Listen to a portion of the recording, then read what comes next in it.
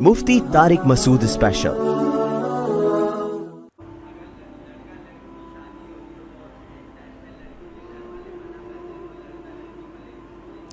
اگر لڑکا لڑکی کی شادی ہو رہی ہے، اینڈ ٹائم پہ لڑکی کے گھر والے منع کر دیں تو لے کے بھاگنا اس کو، یہی پوچھ رہے ہیں نا؟ منع کر رہے ہیں، خام خواہ میں غلط کر رہے ہیں یار۔ اصل میں مردوں میں بدماشی ختم ہو گئی ہے، حقیقت ہے، پہلے نہیں ایسا ہوتا تھا۔ ابھی بھی کے پی کے میں جاؤ نا، جب ایک دفعہ لڑکی دے دی ہے وہ بولیں بھائی اب دے دی ہے تو اب یہ ہماری بیوی ہے۔ ہمارے ہاں عجیب عجیب کیس آ رہے ہیں، ذرا سی باتوں پہ عورتیں ناراض ہو کے باپ کے گھر جا کے بیٹھ رہی ہیں، 6 مہینے آ نہیں رہی ہیں، مرد ادھر آ کے مجھے تنگ کر رہا ہے، میری بیوی نہیں آ رہی، میری بیوی نہیں آ رہی۔ میں کہتا ہوں تھوڑا بدماشی دکھا یار، تو ہر کام شرافت سے نہیں ہوتا ہے۔ اگر آپ ظلم کر رہے ہیں تو اس ظلم سے توبہ کریں۔ آپ کی غلطیوں کی وجہ سے بیوی بھاگی ہے، پھر تو ہم آپ کو ڈانٹیں گے، ملامت کریں گے، لیکن آپ میں کوئی فالٹ نہیں ہے۔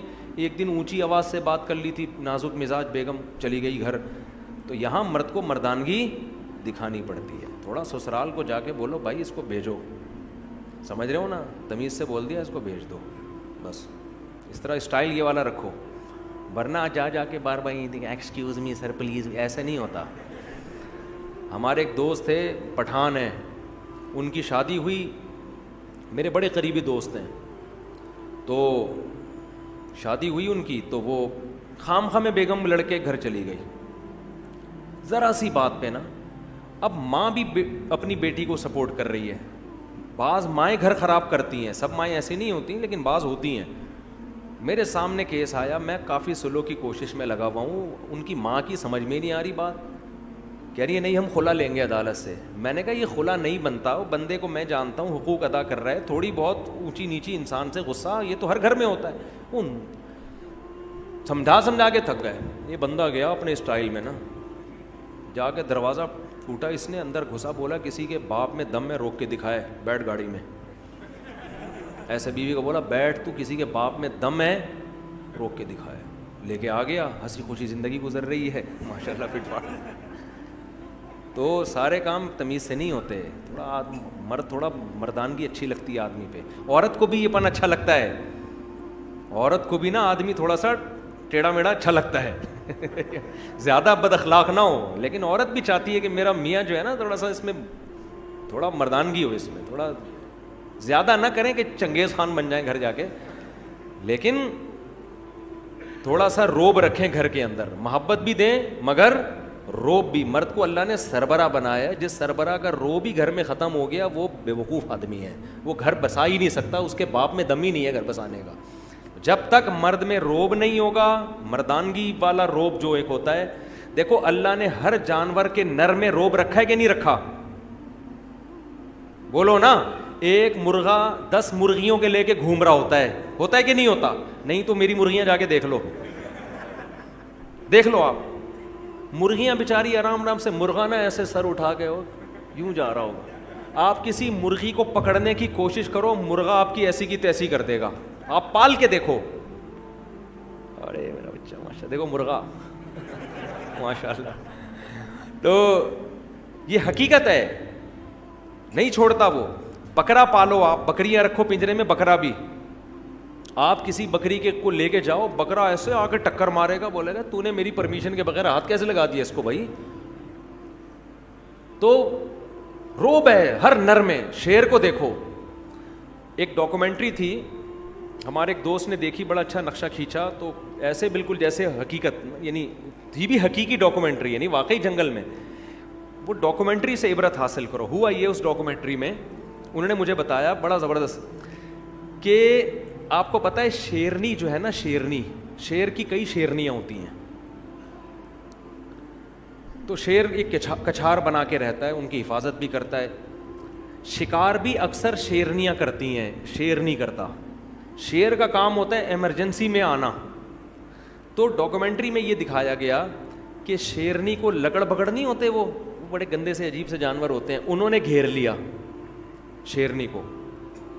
اب شیرنی بیچاری ان سے لڑ رہی ہے، وہ لکڑ بکڑ قریب آ رہے ہیں، اور شیرنی ٹینشن میں، شیر مستنڈا بنا ہوا آرام سے پڑا ہوا ہے، سو رہا ہے نا، وہ ٹینشن نہیں لے رہا اس کی، شیرنی اپنے ہسبینڈ کی طرف دیکھ رہی ہے, شیر آرام سے پڑا ہوا ہے, کوئی ٹینشن نہیں ہے نا کہ بیگم اگنور کرو, یہ ٹچے ہیں, لونڈے لپاڑے لچے. بیچاری شیرنی گھبرا رہی ہے. اب میں آپ کو بتا رہا ہوں, مرد ایسے, یہ جانوروں میں مرد ایسے ہوتے ہیں تو انسانوں میں بھی ایسے ہی ہونا چاہیے نا. تو روب نہیں ہوگا تو کسی کام کے نہیں ہو, پھر سسرال کے آگے جھکے رہو, بس دبے رہو. ظلم نہ کرو. روب کا یہ مطلب نہیں ہے کہ بیوی کے حقوق ادا نہ کرو, محبت نہ دو, کوئی غلط مطلب نہ لے کے جاؤ, مگر یہ کہ اپنی مردانگی کا احساس دلاتے رہو کہ اس گھر کا باپ کون ہے, میں ہوں, ٹھیک ہے نا, سربراہ میں ہوں. تو اب وہ شیر نے کیا کیا ہے, اب شیرنی واقعی کنفیوژن میں. شیر نے کیا کیا ہے, منظر دیکھنے کے لیے نا سوتے سوتے اپنی ایک آنکھ کھولی ہے یوں کر کے. یعنی اس نے یہ پیغام دیا ہے کہ جو کام ایک آنکھ کھول کے ہو سکتا ہے اس میں دو آنکھیں کھولنے کے تکلف کی ضرورت کیا ہے. ہمیں ویڈیو نہیں بنائے بھائی. جو کام ایک آنکھ کے ذریعے ہو سکتا ہے, یعنی لکڑ بگڑ کو یہ میسج دیا کہ ہم تمہیں اتنی بھی لفٹ نہیں کرا رہے کہ دونوں آنکھوں سے دیکھیں ہم, تو بس یوں کر کے دیکھا, یوں کر کے پھر آنکھ بند کر لی کہ چلو ابھی تو شیرنی میں دم ہے.